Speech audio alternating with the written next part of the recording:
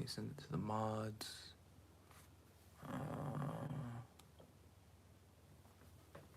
Oh man, talking about dimensional astrology, different aspects of spirituality that people overlook in astrology. Let me send it to everyone. Okay.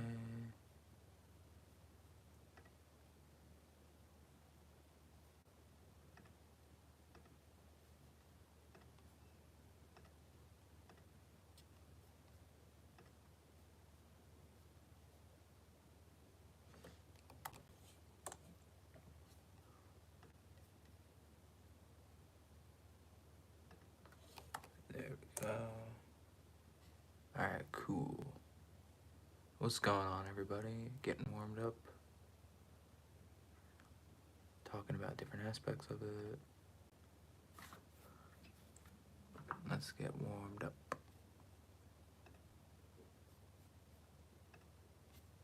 Okay.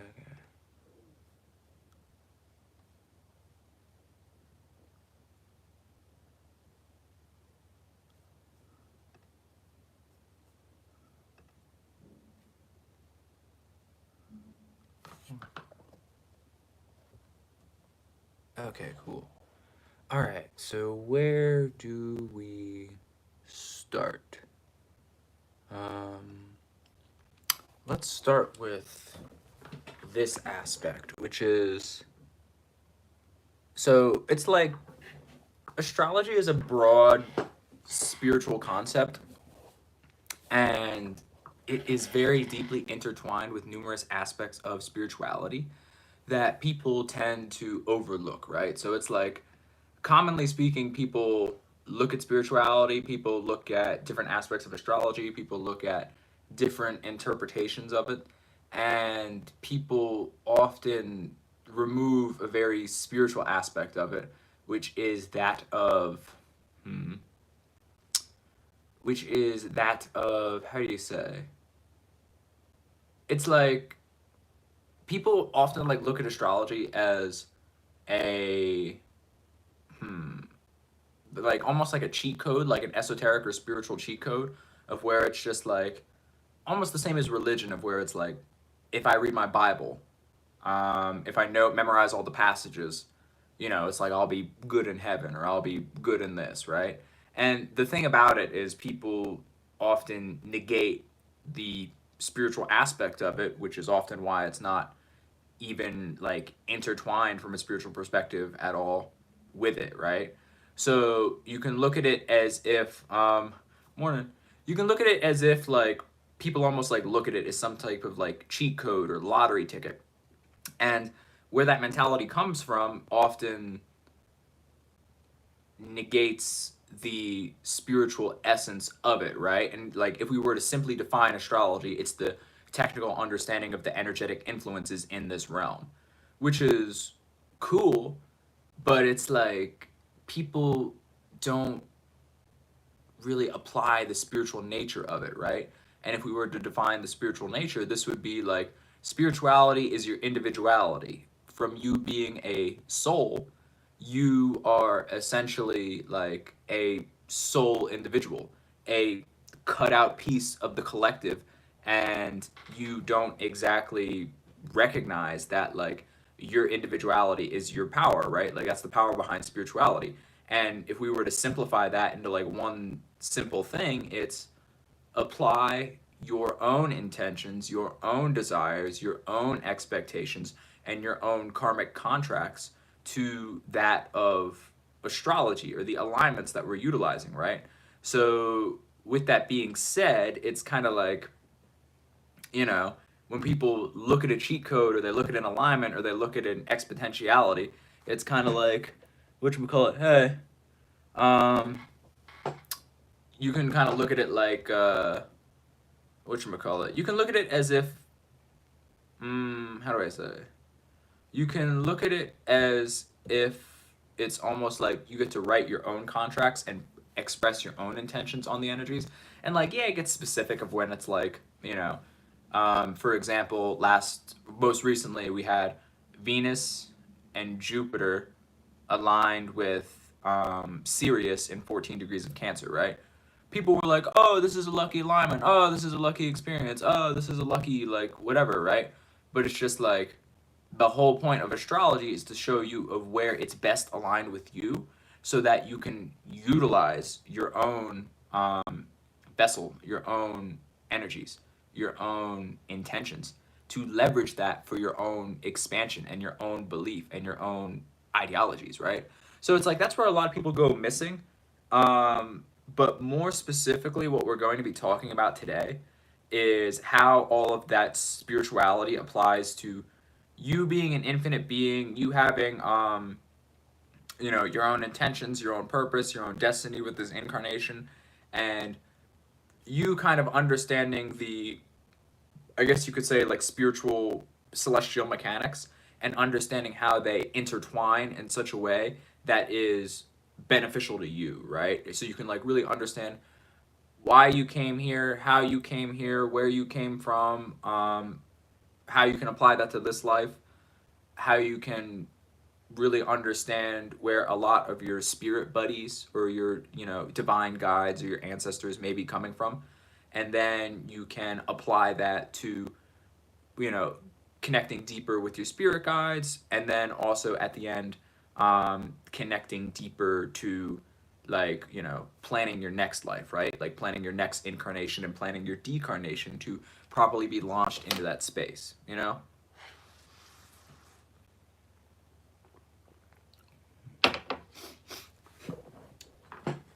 Okay. So whatchamacallit? All right.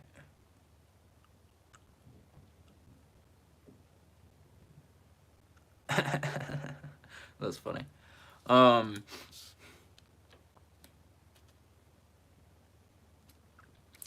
Okay, so the spiritual overview of whatchamacallit? Okay, cool.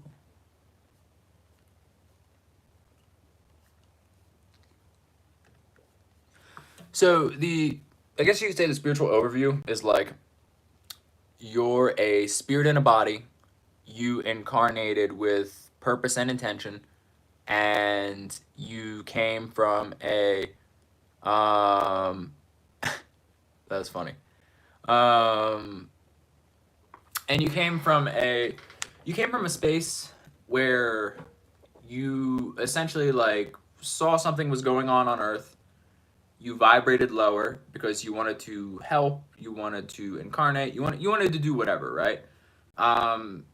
To make it simple, there's 9 dimensions and, like, another realm, so it's like there's technically 10, but when you're talking about the dimensions, you're talking about, like, the physical dimensions, and everybody gets, like, hyper specific and starts adding things on, like, the 11th, 12th, all those, like, extra stuff.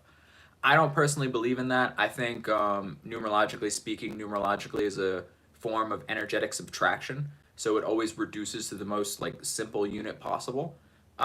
So I look at it as 9 physical dimensions, and then the 0 realm, where you return to just, like, the essence of the universe and you are no longer a soul.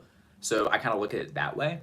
And in these dimensions, you can essentially understand, like, where you came from, the powers and the specific energies of the planets that live in those certain dimensions, how they apply to you, how you can utilize that, and so on and so forth, right? And then you can also gain a deeper understanding of, like, your purpose, where you came from, your mentality, your past lives, and why you incarnated.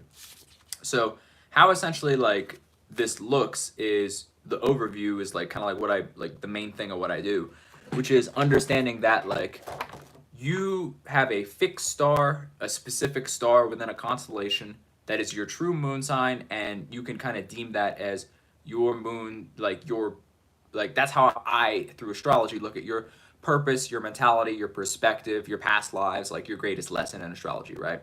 Like past lives, there's some caveats to that, there's some nuances that add a little bit more in terms of what's going on in regards to just different aspects of life. So you can look at it as if, like, whatchamacallit? You can look at it, you can look at it as if, like, you know, it's just like it's basically like where you came from and where you extracted your mind, right? So when we look at that, we look at your spirit as being somewhere in the realms, probably aligned with that star, you passing through the moon, and then you passing through the moon to be eventually birthed through your mother, right? Because women are more correlated to moons, men are more correlated to suns. So when we do that, it's like your star or the mentality that you're extracting from that star is from a specific dimension. In this case, the star would be more or less like the sixth dimension, right? And once we get into like the dimension specifics and like where people are at and where people are incarnating from, we'll break that down in the next section. But basically, like through that, it's like you have a connection to the highest thing you can observe in this world, and then you basically work your way down through the lower vibrations, aka the planets, and then like the thoughts you're gonna have, and then you know you manifesting your physical body, which is third dimension stuff like that. So it's kind of like you pick your purpose, you craft your mentality, and then essentially when you craft your chart, you're calculating your tools, right? It's just like I want to incarnate under this alignment. I want to incarnate at this time. I want to go through this. I want to sign a soul contract for that. And that's basically like the mechanics of how your spiritual incarnation works with astrology. So with that being said, it's like it's cool, but it's like at the end of the day, what are you gonna do with it, right? So when people talk about like destiny and like you know fate and things of that nature, you are essentially like looking at it from the perspective of your fixed star, which is what I'm going to be keep referring to and why it's so important, right? And it's not less like, and when you kind of understand that and look at it like that, and we're going to get into that in the fixed star section, you gain a deeper understanding of your soul's purpose, your soul's incarnation, your soul's energy.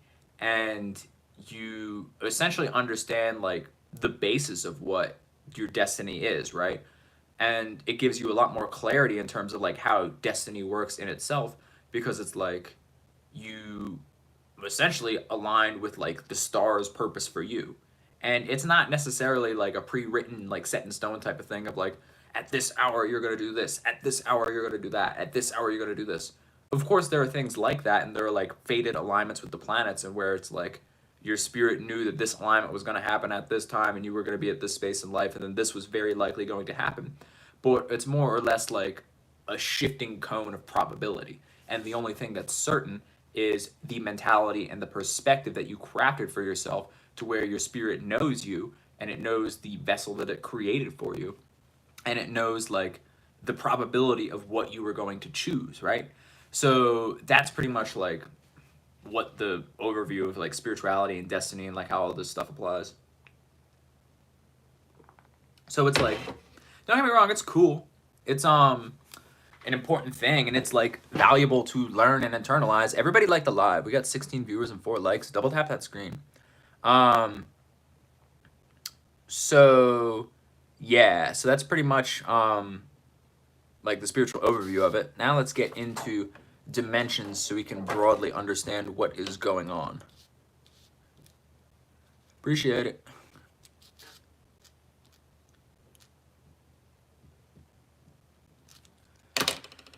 Okay, so let's get into dimensions, right?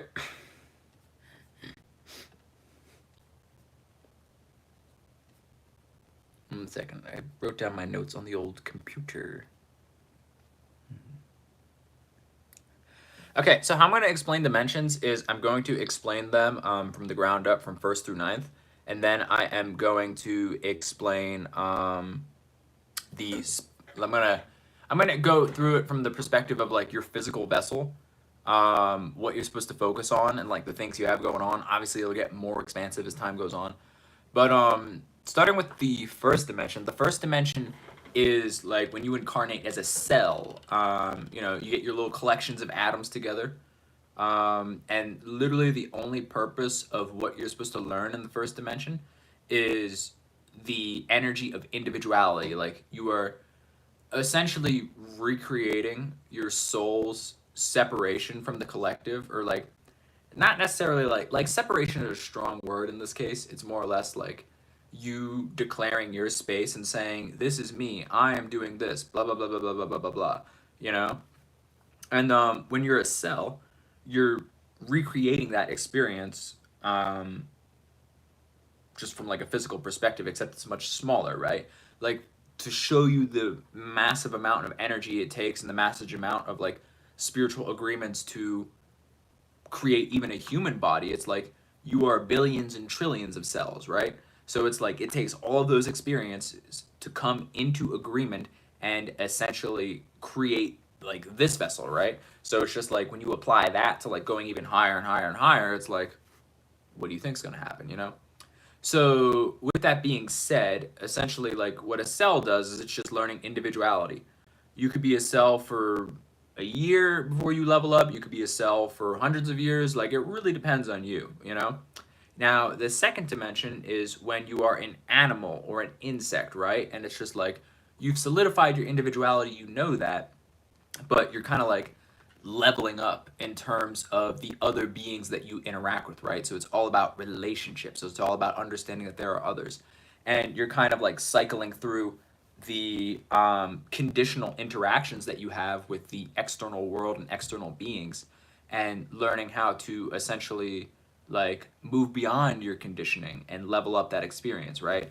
So it's kind of dealing with the energy of instinctual awareness, navigating that field, and leveling up your ability to be an individual, right?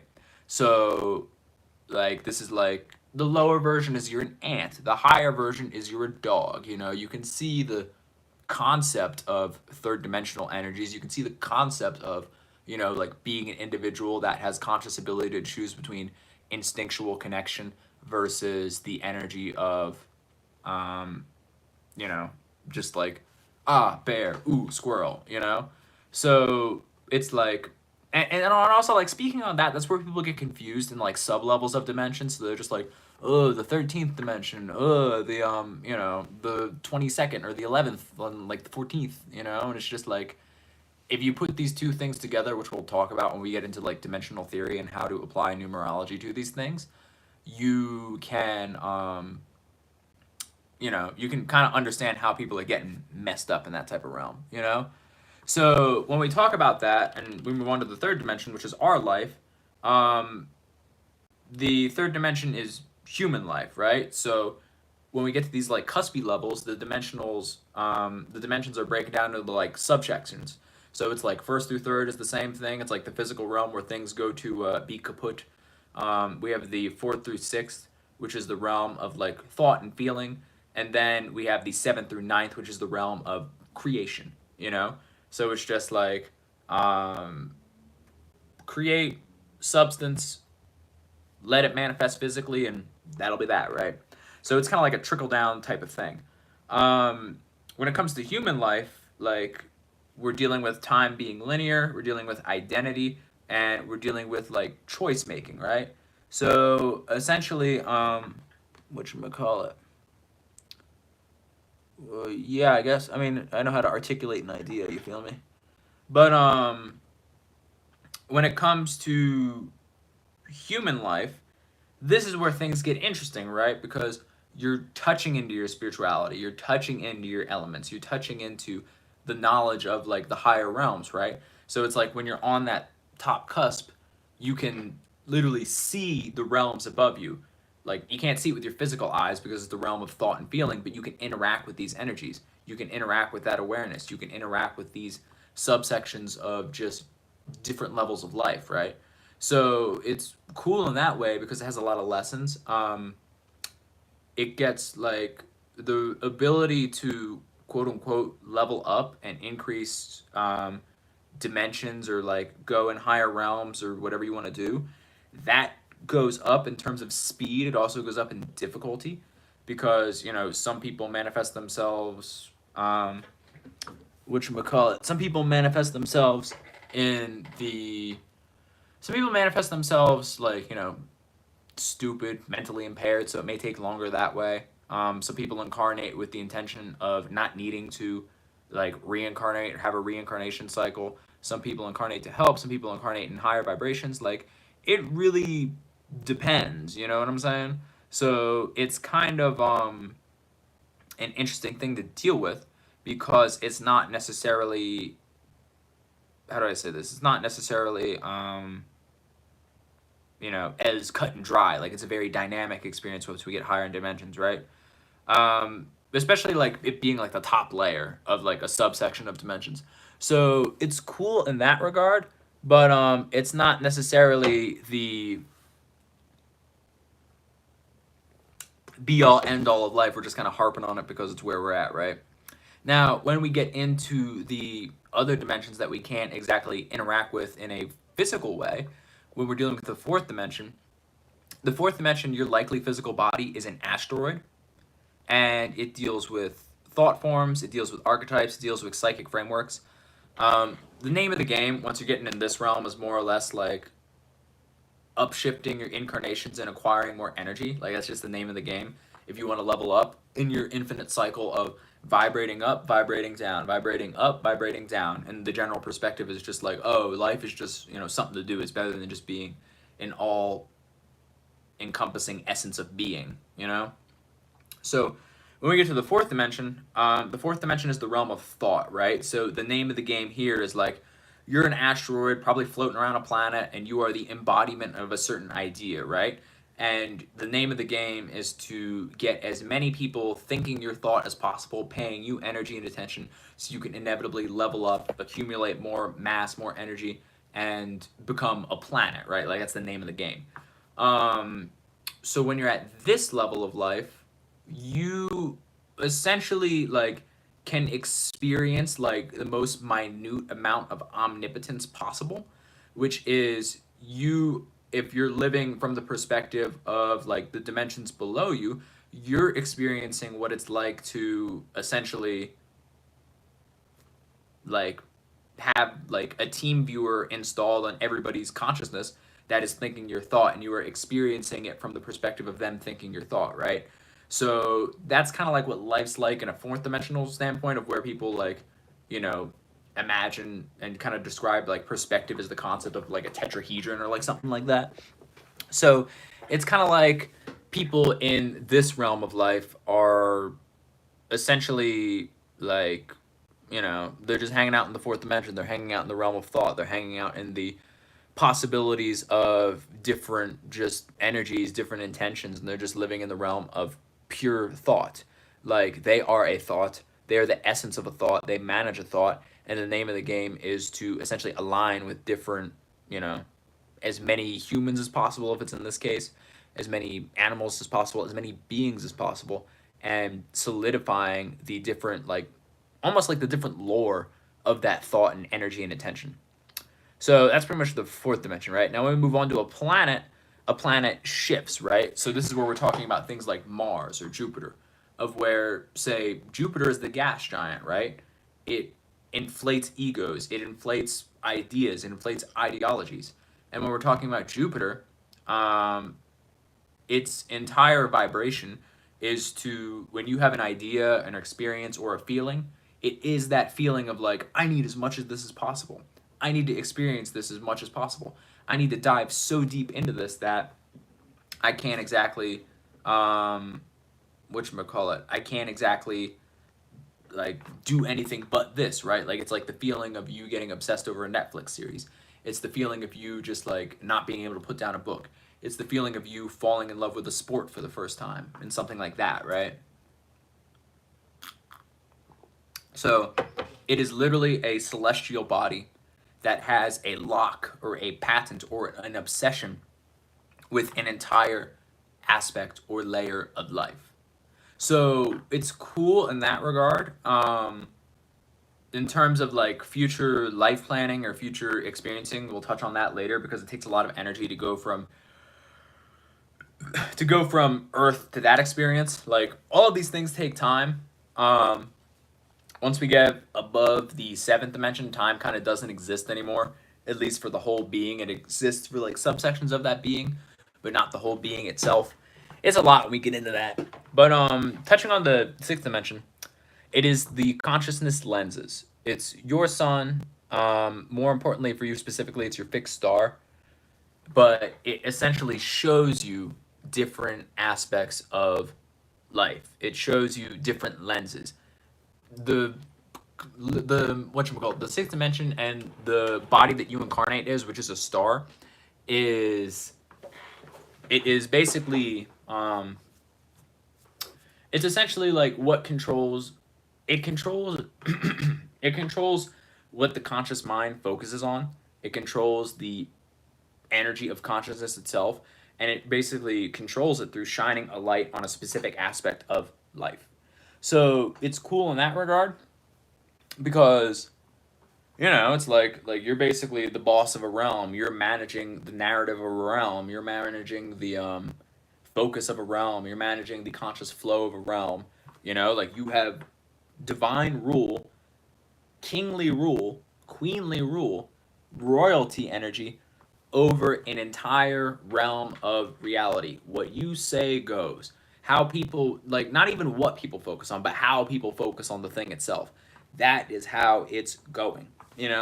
So it's very powerful in that way because it's touching on the next realm above it, which is the realm of creation, where thoughts, experiences, feelings are created itself, where quote unquote real men and women live, where it's looking at the literal realm of the gods that Greeks were talking about, except it's like, they kind of got it conflated of where it was like the planets and like the sun and different like comets were gods too. They weren't exactly, they were like it was more or less the story of what was it? Damn, what is it? Oh right, it's the story essentially of the Aquarius constellation, of where it was like the royal prince like Ganymede, essentially got like brought up to the realm of the heavens and became the Aquarius constellation, who was supposed to be like the mm, he was supposed to be like, I don't know, basically like a servant to pour like ambrosia for the gods and like stuff like that. So that's pretty much like the vibe of like how you can skip dimensions basically. But like it's a literal story. But that's like the confusion of where it was like Hermes or Mercury is like it's a god to you in your realm, but is it a quote unquote god like in the heavens, which is like the seventh through ninth dimension? No, it's not. But it's like they ain't have no internet. All they had was the Akashic records and a hope and a dream. So that's pretty much, and a couple oracles here and there that were probably what we would call today cognitively impaired. But anyways, that's pretty much the sixth dimension of where it's just managing your consciousness, and we're gonna touch on that when we talk about your fixed star. Back to the seventh dimension. So this is the this is equivalent to the fourth. This is equivalent to the first. It's the same energy of just initiating yourself into a new level of life, right? So this is where you're a constellation. So when you're a constellation, you could have anywhere from 2 to, to like 50 suns or stars under your control, right? And this is important because when we touch on the ninth dimension of where you're a verse, which is an omniverse, a multiverse, or a universe, same thing, of where it's just like a universe is like a 2-star constellation and omniverse is like a 50-star constellation. Like there's like levels within the dimensions that aren't shouldn't be broken down numerically, because that kind of creates a little bit of confusion, and it'll get you into a trap that could be, who knows how many life cycles in Earth years. But when we get to the constellations, this is like the 88 constellations that I'm talking about in regards to different spaces, locations, and aspects of just the universe. So when we're talking about this, we'll take like the Orion constellation, for example. I have a whole series on it on YouTube if you want to check it out. But there's a whole playlist. Just go to the playlist tab. But essentially, it's like you can look at it as like a mythical architecture of the collective perspective on a specific aspect of life. But you can treat a constellation in terms of how it influences you as a zodiac sign in itself.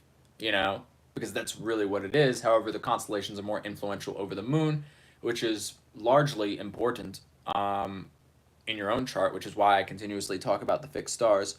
So it's like there's a lot to it, man. I don't know. There's a lot to touch on, but constellations, like they have mythical stories. Their job is solidifying their individuality and themselves in the heavens.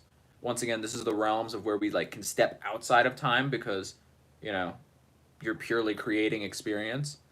Um, Obviously, in like through the fourth through sixth, like time gets less important as you move up. Honestly, it gets pretty less important once you hit the fourth. But you know, like the seventh is where like it's I don't even know how to describe it. Like it's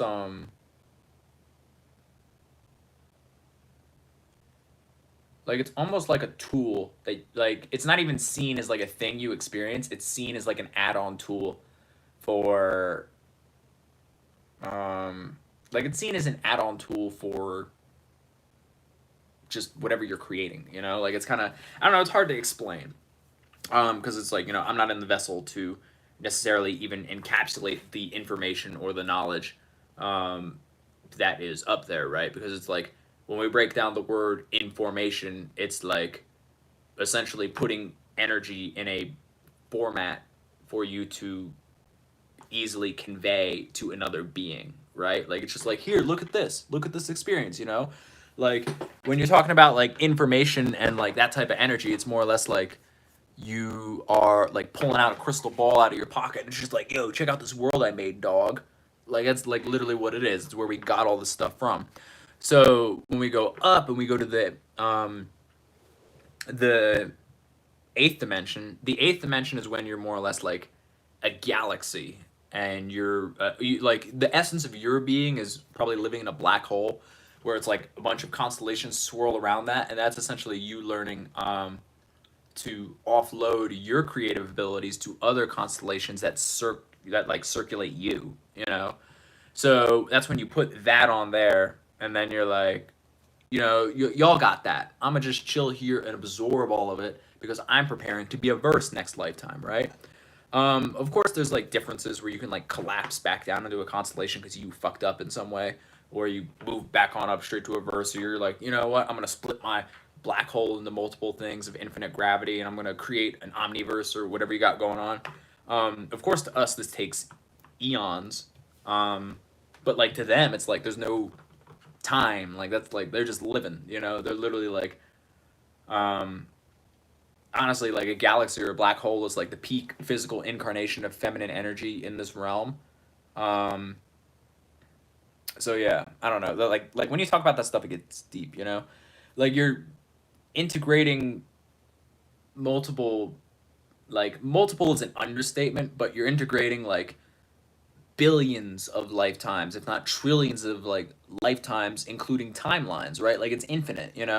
And you're doing all of this to collect so much information that you get so dense that you can't do anything but explode that out and literally become like a verse in some capacity, right? Whether that is a universe, an omniverse, a multiverse, like you are the pure thing to focus on at this level of life is a verse, a being that is only in conflict with itself, you know? So that's pretty much what you're doing at that level of life where you're just kind of like, dicking around. And then after that, it's like, you either have the choice of like making all your stars go supernova and returning yourself to the zero realm, where the zero realm is just infinite space and an infinite level of being, where you are it's like you're not even a soul anymore. Like you're just put yourself back into the collective of where you're just like an infinite essence of collective being, right? But it's like not collective because it's like one thing and you're not separate. It's a whole thing. But those are the dimensions. Any questions? Yeah. I know it's a lot, but it's just like, once you remember that you're an infinite being and you've been that, you've been this, you vibrate up, you vibrate down, you go just like, it's like, hey, ninth dimension time, oh, back down to one, oh, ninth dimension, oh, back down to one, da da da da da da, and you're just like, it's kind of the same thing. More or less like, what's going on? But yeah, so basically, whatchamacallit, like, yeah, I don't know. That's pretty much the vibes. Um, but yeah, I don't know. Anybody else got questions on dimensions before we move on to whatchamacallit? Before we move on to the fixed star specifics.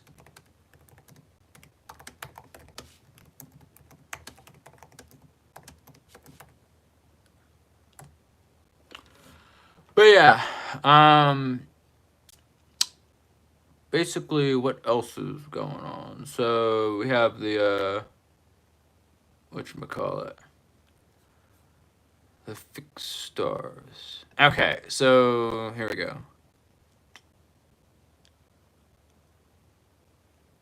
Whatchamacallit? So when we talk about your fixed stars, this is where we're gonna hone in on the specifics of whatchamacallit? The specifics of like why you should basically where you're focusing on your moon sign, your degree, aspects of the sixth dimension. Whatchamacallit?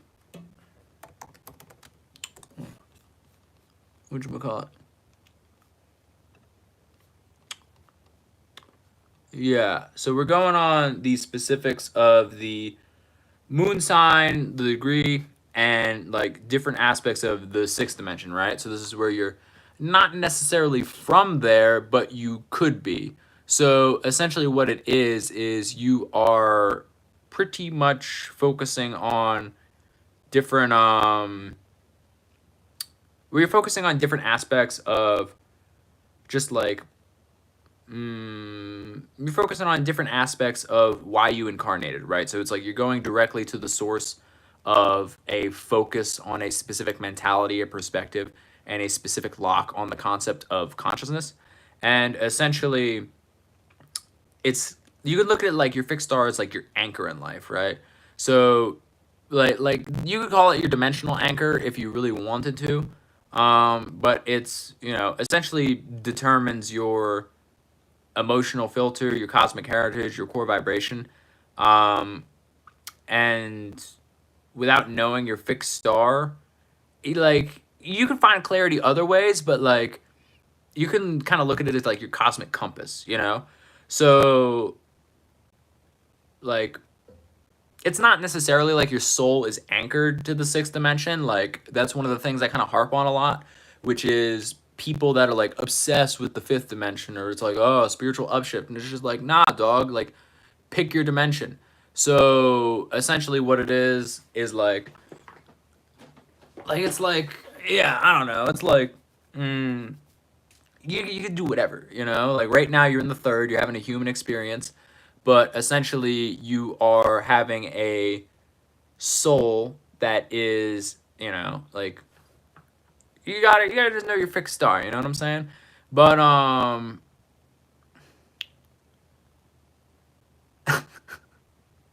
yo, what is going on?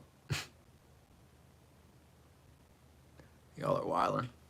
But yeah, so it's just like when we're talking about your fixed star, like dimensionally speaking, it is rooted in the highest octave of focusing on a specific form of consciousness or a specific mentality, and it is not necessarily something that is going to be um, shaked up too much, Like what can shake you up is different aspects of the fixed stars, different aspects of alignments, different aspects of just astrology in general and just going through life. But it's whatchamacallit, it's not necessarily what you got going on in terms of like it's, I don't know, it's like it's like deterministic of you essentially like oh yeah, pretty much. Yeah, man, I don't like doing content for everything. Like I don't want people knowing about my life. Like I do this, that's what you get. Cool. That's pretty much it.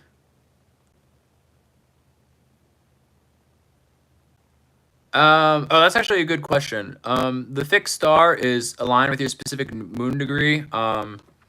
I don't know, I don't really call them the Bohemian royal fixed stars. Like, I know what you're talking about, but they're just, to me, they're just the royal fixed stars. I look at the royal fixed stars as the archangels that essentially, carried out like God's will to give birth to the 12 spaces of the zodiac, which then created the constellations and then attracted other constellations. So, like, yes, there are 4 royal fixed stars, but like, I just look at them in general as no, that's not how I look at it. Like, you have to know your specific moon sign and degree, and there are over 1,500 fixed stars.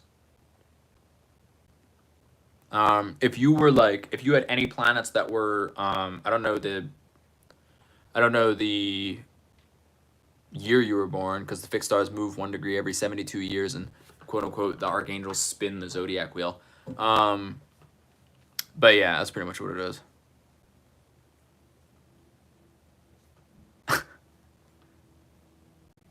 Yeah, I feel that. But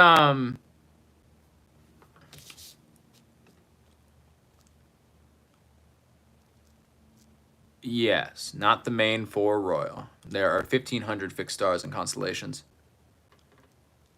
Oh, thanks for watching. I'm on YouTube because I don't like TikTok. It was really annoying. Yeah, like I don't know, it didn't generate any business or money for me, so I was like, screw this.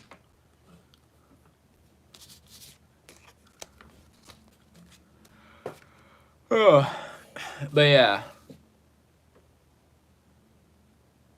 I do like Monterey.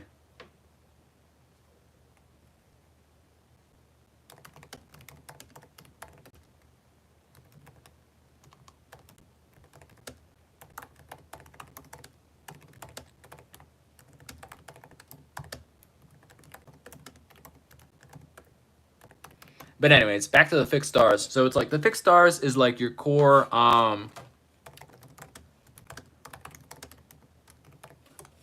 so it's like whatchamacallit.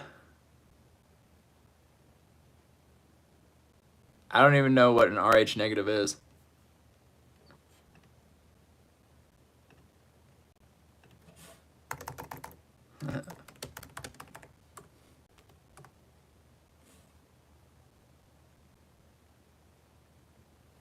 Hey, there you go. Welcome back. But yeah, anyways, like the whole purpose of your fixed star is to understand your mentality, your purpose, and your whatchamacallit. It's to have your mentality, your purpose, and just like your general perspective and focus on life. Like that's the purpose of it, right? And the celestial mechanics of it is utilizing a 6-dimensional being, which is a star, which is essentially the manager of that specific mentality, which is something your spirit used to create this vessel to give it divine guidance in this realm. Yeah. Yo, sweet. Gotta love my royal genetics. But yeah, so essentially that's like, what it is, right? Now we move on to the planets, right? So it's just like you have your moon sign. That's your spirit's focus on what it is you got going on. You essentially utilize that moon sign to craft your vessel for a specific perspective at a certain time. And it's also, you have essentially like you incarnate through the essence of the being that you're in, right? So it's like all the planets in the thing that we're in is a water snake, where essentially you pick your planets, you pick your signs for specific tools and so on and so forth, right?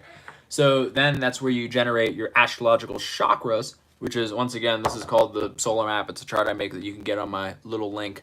And essentially what it is you have the ability to pick your chakras, which are representative of the, lower vibrational entities that are still high vibrational than you at the end of the day, but they are essentially giving you your multi-dimensional blueprint of what you got going on, So it's like your birth chart is a blueprint. Some parts of you are in 3D, other parts are, birth chart wise, doesn't really get higher than the 6th, but your planets are essentially like,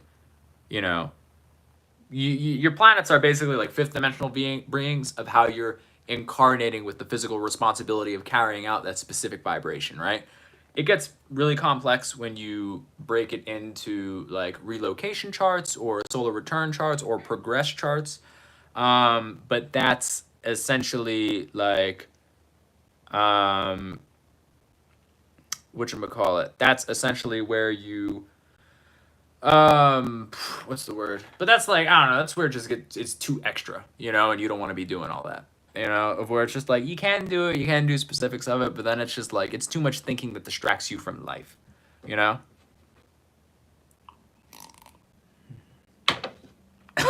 Oh, damn. Went down the wrong butt. Oh, I forgot to write down my timestamps.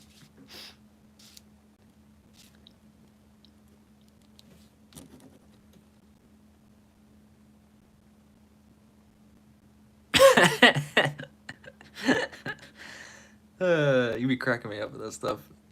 You said that last time.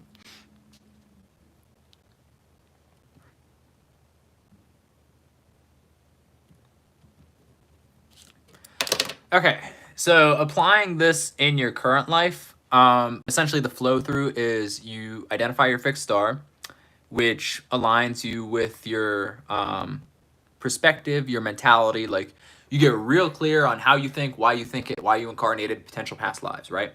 And then after that, you map out. I mean, you don't really have to do this, but you can. It's more or less just fun. You map out your planets by dimension, which learns the kind of order of operations in terms of vibrational tools and your teachers and how you yo, what? You're wildin'. And essentially you can like the purpose of this, I guess from a practical perspective, is you understanding the vibrations that you feel during the flow of intuitive hits through your vessel. So it's kind of like you're like, oh, I have this really light thought of something that I think I should do, but it's so light that I don't place any importance on it, right? Like that's coming directly to your moon from your fixed star and being like, oh, you should probably do that, but it's too light for you to notice, right?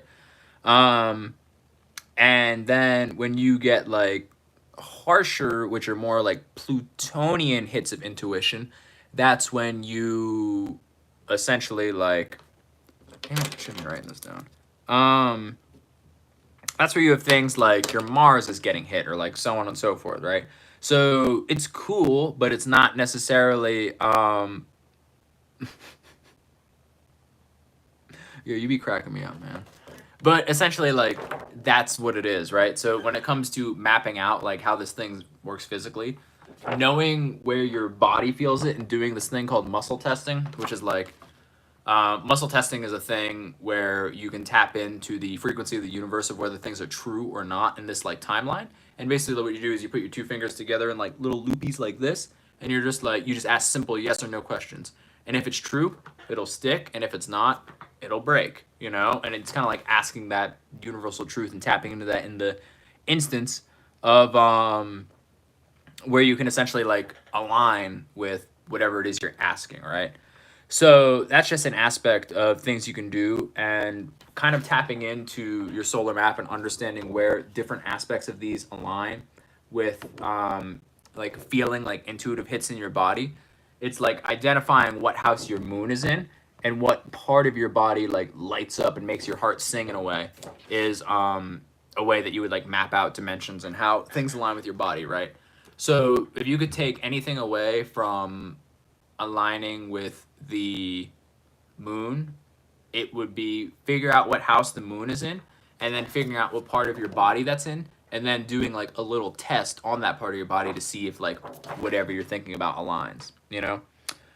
Now, the next thing you can do in terms of applying this into real life is using meditation, dream work, and location astrology to reinforce this alignment, right?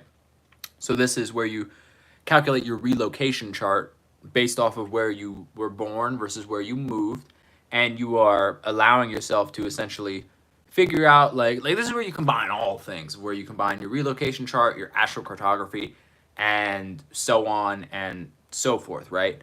So essentially, you want to use meditation, you want to use your dream work, and you want to understand what line you're on to understand the vibration of where certain planets are at, right? So it's basically like every planet outside of the sun is more or less like fifth dimensional, but once you move up and on from that, it gets a bit higher. It gets a bit more specific. It gets a bit more direct, right?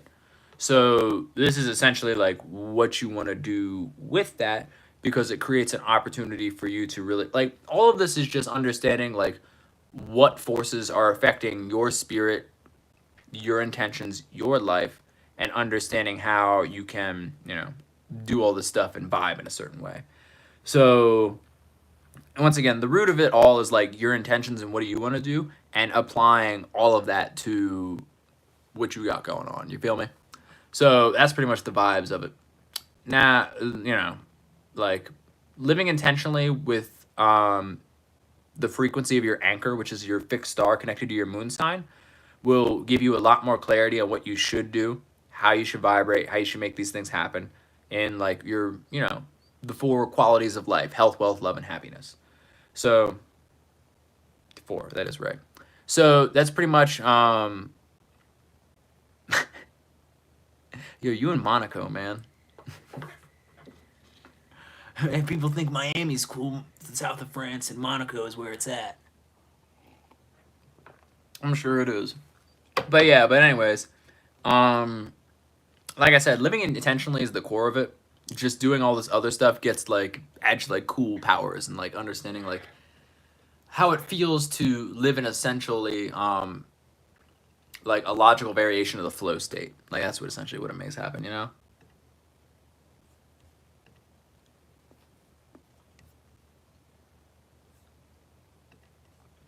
But yeah, but moving on, does anybody have any questions about like how to apply this in this life before we talk about how to apply it in the next?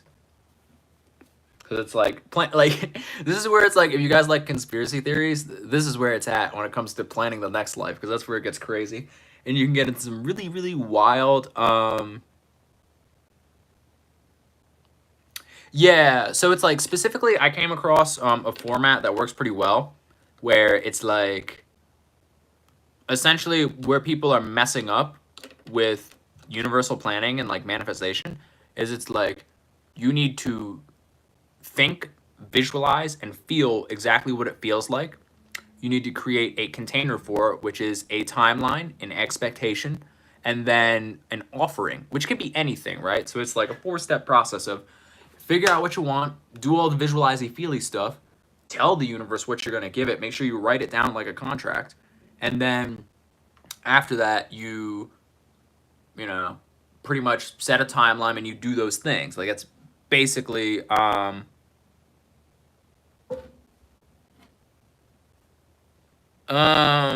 have no idea. I've never heard of the Ezekiel wheel.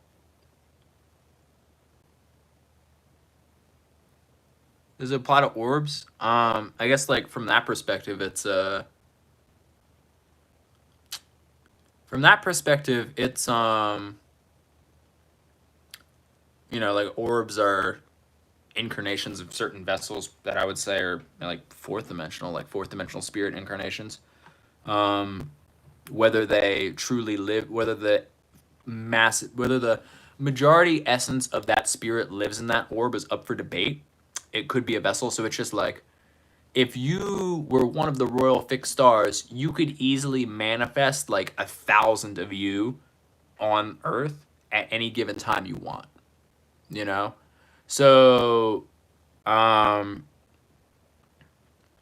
yeah, I mean, like I wouldn't really like qualify that as anything special. I would just see it as like, spirits that like want to help Earth but don't want to incarnate, but they're gonna send the people that did incarnate down to, send you some good ideas. You feel me?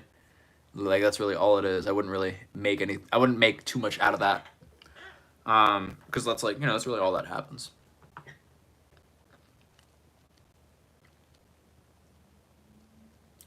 Yeah, I mean, like it's cool, but it's just like, is it really anything that special from a universal perspective? No. Like we're just one planet out of quintillions or sextillions, and that probably happens on a lot of planets, and some like may have relationships with those, orbs of light on other planets as if it's just like their homies, you know? It's just like, hey man, you want to grab a beer next lifetime? Nah, okay, I'll just meditate myself into the fourth dimension and we can just go to a bar there. Whatever, dog. You know? Like, I don't know, like, it's just regular aspects of life. But it's like, when we talk about, like, planning your next life, or, no, actually, no, let's talk about, like, subsection dimensions, right? So why I don't believe in things like the 10th, 11th, 12th, or like 13th dimensions that aren't, you know, numerologically sound is it's like, you know, it's a trap, right? Because if we're thinking about the 13th dimension, me live streaming on YouTube is in essence the 13th dimension, right?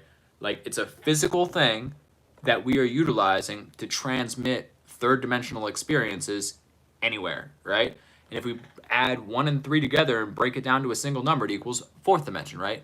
So it is a single point to essentially solidify the tech through a technological perspective, in this case, the fourth dimension, right? So it's just like if we're talking about things along the lines of trapping you for your energy, almost like the Matrix in the third dimension, that is the essence of what the 13th dimension is being utilized for in this world, you know? Like, that's what it is. You don't want to get trapped there. You know, you're basically like, I don't want to say you're trapped there right now because you can always scroll away and turn your phone off, but like, that's kind of what it is. So, and this is where we go into things like planning your next life, because the best example is to kind of explain what the quote unquote powers that be are doing, which is like when I offhandedly talked about this from the perspective of people asking questions about dimensions, I talked about like the Bush family, right? So it's just like, this is an example of how much energy it takes to incarnate as a planet next lifetime, where you need to have a generation that literally became the quote unquote leaders of the free world twice in the same bloodline and were the origins of massive war. Why would you do this? You would do this to gain energy and control over the vibration of war and then apply that to your family name to take over a fifth dimensional vessel, which in this case would be Mars, right? So this is the reason of why you're utilizing bloodlines to focus on a specific vibration to inevitably incarnate as the ruler of that vibration in a couple lifetimes, you know? So it's like, when it comes to planning your next life, like there's a lot that goes on with it, because it's like, you know, it's like, you know, it's like souls choose a vessel and dimensions based off unfinished lessons or a level of desired mastery, right? So when we think about unfinished lessons, we often think about reincarnation. But for people that, you know, unfortunately decarnate before their contract expires, they have the same lessons in a higher dimension, which is the same problems, but more. It's more expanded, right? So it's just like, if you were horribly depressed and you decided to selectively decarnate before your contract expired, you would likely be in the fourth dimension. This is commonly experienced as what we think of as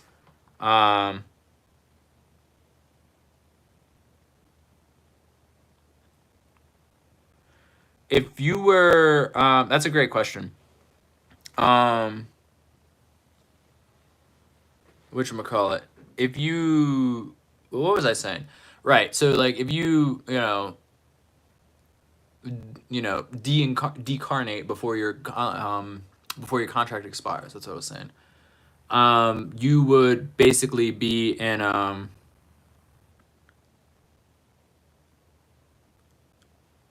man, that's a whole rabbit hole in itself, Beans. Just like the thing you sent me on TikTok earlier. Ah, I got my tooth.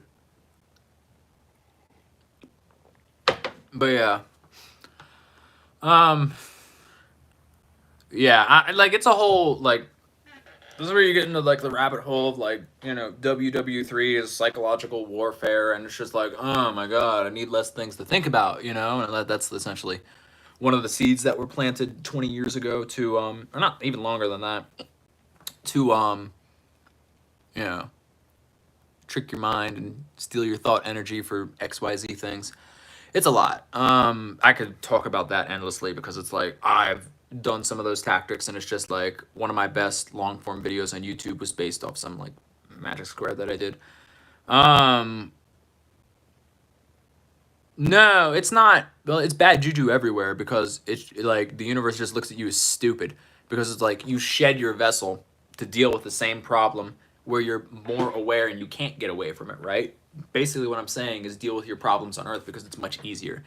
And shedding your vessel is like it's selfish and disrespectful to everyone here, and you will be shunned and harmed for that in a higher dimension, right? Like people who have unresolved business, that is still attached to this planet because they, just like Uranus got to them in some way, and chance was like, just like, nah, man, you're out of luck, like that's like, that's what makes you a ghost, right? That's why people are still walking the earth, not realizing that they're not in a physical body anymore, right? Because it's like if you don't realize that, you're kind of like doomed to walk the earth, and you got to figure that out, So it's just like someone in the physical realm that has like clairvoyance or ESP has to come around and be like, hey, ghosty, don't mind me, but that timeline was 100 years ago, dog. And they go, oh no, I've been thinking about the same thing forever. I can't process that someone can actually see me and communicate with me. And then you got to like help them along their journey to go into the higher realms and be like, oh yeah, man, live your life. So yeah, so back to your question. If you were a star in the 6th dimension and you wanted to level up to the 7th, the best way I would explain that is like it's the celestial equivalent of like a content creator house. Don't get mad at me for that example, but it's a good example.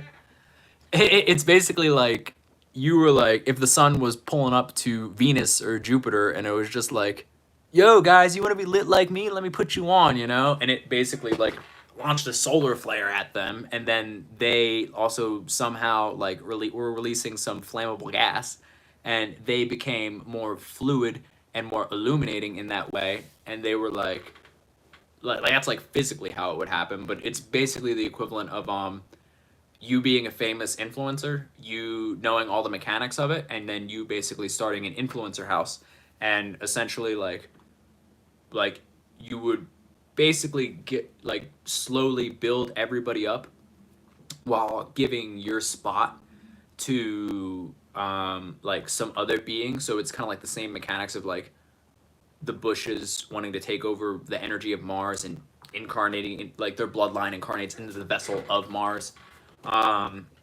And it's sort of like the same way where it's just like you shed your vessel and allow it to go to another being, and then you basically incarnate as the totality of those beings, and you kind of like lead the herd with like a management company, if we were to use that example.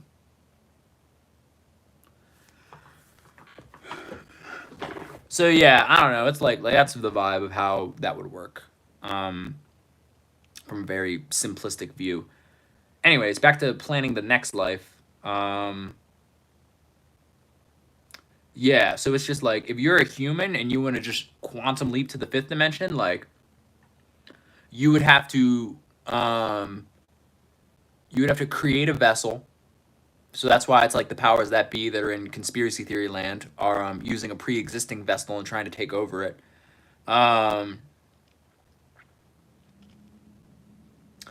no, I mean that's one of the things I like to think I'm pretty good at, of where I can use like a tangible example to explain that stuff.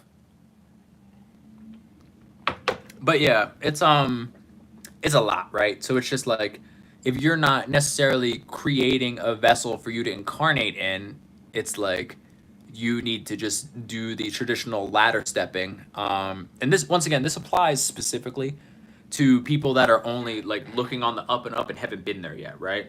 Because a lot of people here that identify as starseeds specifically, and I use air quotes because it's like technically everybody is a starseed, but if you are someone that is and or identifies as a higher being that came down to assist Earth in some way, shape, or form, you are, like this is what you got to do, you know? So it's just like, if you aren't taking over a new vessel, you have to create it in some way, shape, or form. So the way you would start that is like to jump and become an entire vibration for a realm. Like you have to do some like hands across the world type shit, of where it's like you put your hands together, everybody's in the same vibration, and then just like everybody putting their energy together essentially creates the essence of a star, right? Or a planet in some way, shape, or form, of where you're just like y'all just become one and become a whole vibe, right? So it's like there is like, I'm not gonna say there's no way of you as an individual like directly incarnating as a planet next lifetime, but like it's a lot. It's difficult, right? And you would have to go through the millennia and millennia and millennia of like accumulating mass as an asteroid and just like going step by step, right? So it's like skipping steps is crazy. So it's just like, with all that being said, you skipping steps even further beyond, like going further beyond like a planet is a lot, you know? Like you would have to create companies. You would have to create like a cult within that companies. You would have to create like this entire subsection of just life. And it's just like, dang, that's a lot, you know? So it's a lot easier for when people pass on. It's like they just incarnate as a little asteroid, they go about their business, and then whenever they realize that they need to get a bunch of people on their thought frequency to become a planet and level up, that's when that happens, you know? So it's just like, you know, it's like, what do you want to do? Yeah, you know? One of the other ways you can kind of like slingshot yourself is by basically, like, it's similar to like getting a job in another country, to where if you want to like, with you having a connection to a fixed star and utilizing that, it's kind of like a low level internship at that star, to where you could theoretically use that consciousness connection and spending a lifetime under the quote unquote guidance of that star and slingshot yourself back to that and like be a part of something higher dimensional that way. But like, you know, there's a lot when it comes to planning your next life from like dimensional shifts and stuff like that, especially from an astrological perspective, because it's just like people really undervalue the amount of energy that it takes, right? And this is where we touch back on your body being a collection of like billions and trillions of first dimensional beings that agreed to live life under your guide and vision, you know? So this is where it's like the universal lesson of Saturn's exaltation comes into play, where it's like teamwork makes the dream work, you know? And learning how to essentially live like a Libra in that way is you know, it's huge.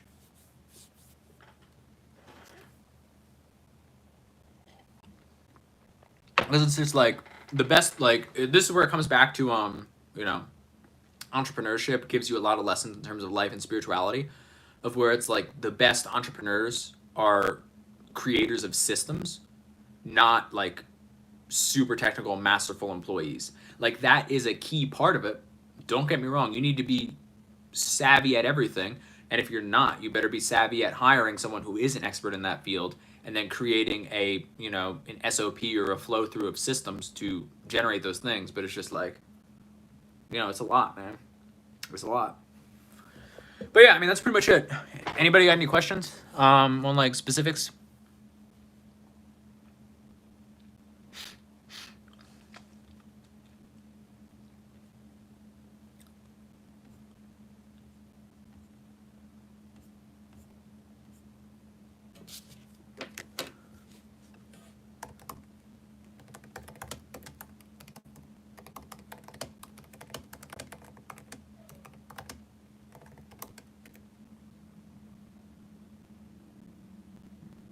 Yeah. I don't know. It's like when you start ripping, it's ripping, you know? Yeah, what is going on?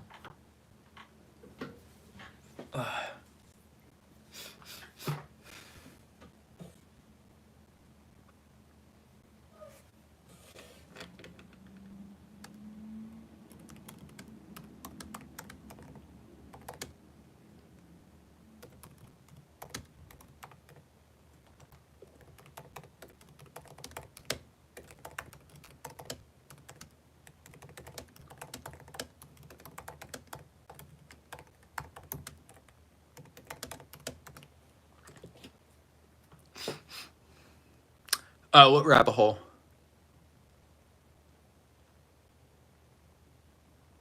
Yeah, you know, you can learn a lot from it.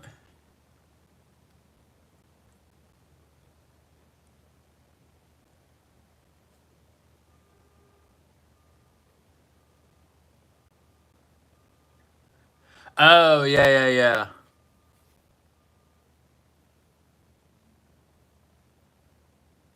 I know. I mean, like, isn't that just like one of the quote unquote Anunnaki um beings? Cause like, yeah. Also, I gotta double check my timestamps. I didn't write them at all. Yeah. No, that's funny. Yeah, I'm just trying to. What's the planet that Oh, Nunki. Right. Sorry, I forgot about that. Um.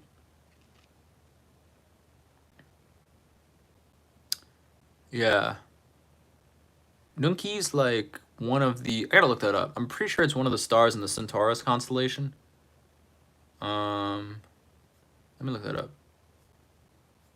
I feel like it's like the rib.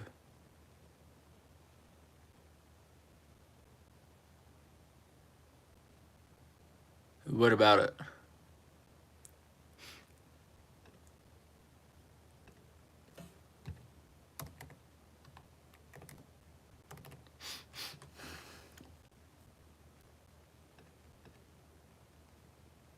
Aha, I was right. Oh, it's the elbow. Okay.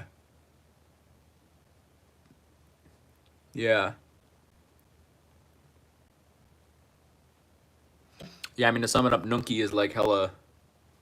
I don't know, it's like hella middleman energies for like cool out there ideas. You know, it's like.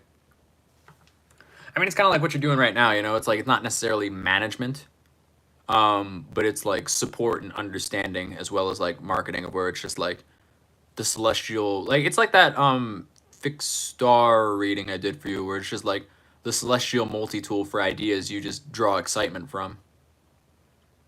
Sums it up.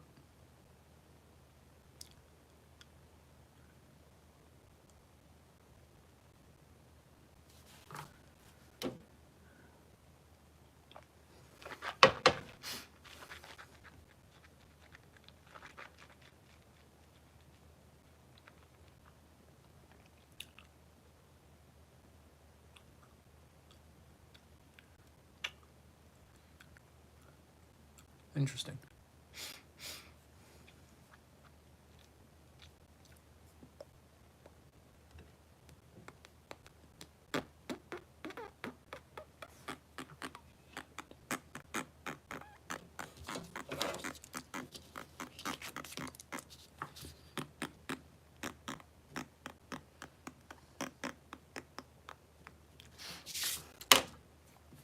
But yeah, if whatchamacallit, for everybody that knew that showed up, I was talking about dimensional aspects of astrology and how they intertwine with spirituality as well as how people misunderstand it.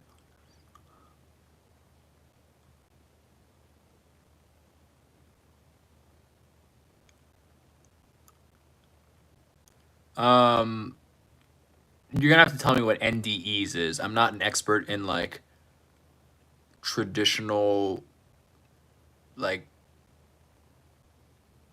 what's the word? Like, I probably know what it is, but I'm not an expert in traditional understandings of spirituality. Like, I never really studied anything or anyone. Oh yeah, why you gotta abbreviate that? I always hate when people abbreviate that.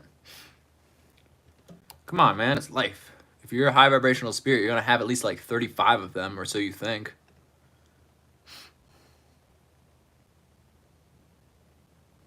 See, that's what I'm saying. You probably had like 35, if not more. Yeah, charts do influence that. I don't know. It's more or less just like your spirit kind of like fucking with you. That's really all it is. Like, there's a great video of this one dude that I follow called the Hippie of Dubai, of where he was like, your higher self writing the soul contract. No, that would be more like a influence of Uranus or Pluto. So it's just like, the thing I'm trying to think. All right, if you're 45 and you're 2 weeks old,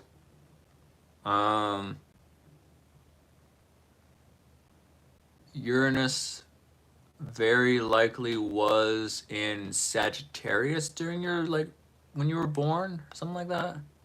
Maybe? I'm not sure. During your early life, Uranus was definitely in Sagittarius.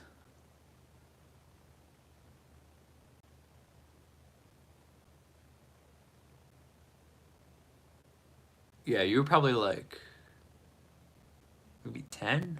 That's an alignment that I could think of, but it would be more yeah. That would be more like I said, yeah, that's more like Pluto, Uranus, or like you're like shit out of luck with like Lilith or Chiron.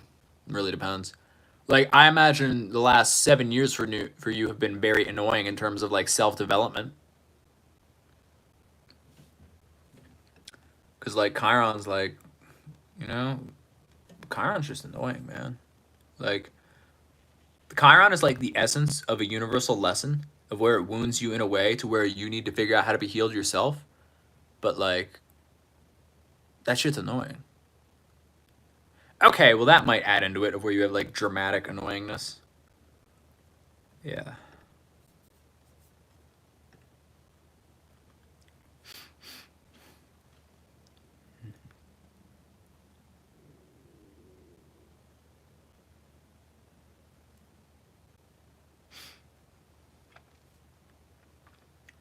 But yeah, guys, for anyone that's new, a lot of this, of what I just summed up, can be explained by my fixed star readings. Links in the description, and Beans will also drop a link.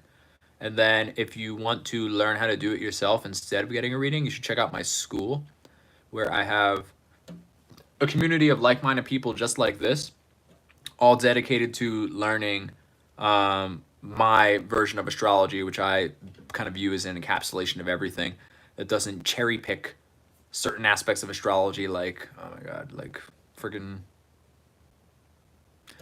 oh my god, just like so I've studied most versions of astrology, like Vedic, sidereal, so on and so forth. And I really like basing my underlying calculations in Western and then using things like the Vedic charts. You can find a lot of overlap with like the nakshatras and the 88 constellations and the subsections of the nakshatras. But like, I don't know. I like to just go straight to the source and just be like, yo, what's the deal with this star, dog? Meditate on it, get my little 1-2 explanation and keep it pushing. You feel me? So yeah. But yeah, I don't know. I just think like the underlying calculation is so important, and I think different styles of astrology cherry pick different aspects of it, you know? And it's just like you're really missing out on the full story if you don't look at it. Like that's like it's literally my foundation and distaste for Western academics is the cause of this, because it's like everybody spends so much time studying deep, intuitive, and innovative thinkers, and they are trained to study someone else's idea on it and not necessarily critically think. So it's kind of like I just think it's such like a logical fallacy in itself, you know? And that's kind of like the same academic application that I see in astrology that I deeply don't like. So that's why I kind of created my own hybrid version of what I do it, and now I teach it. So like I said, if you want to learn it with a bunch of like-minded individuals that like to talk about spirituality, check out my school. I literally have my own app for people that like it. So vibes.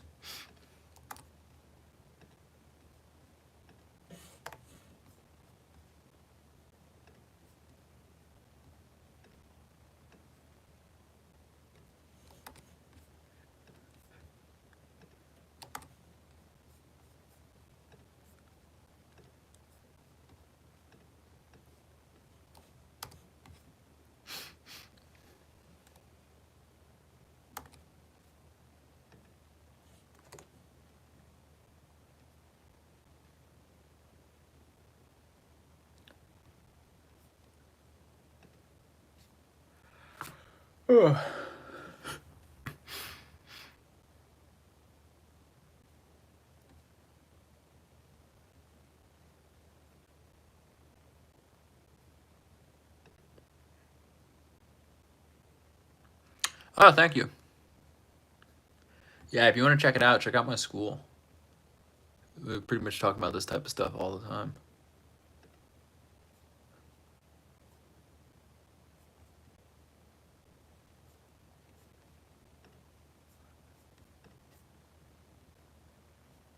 Yeah, I gotta put the live thing. Gotta do that. But yeah, anyways, I'll catch y'all later. Thanks for hanging out.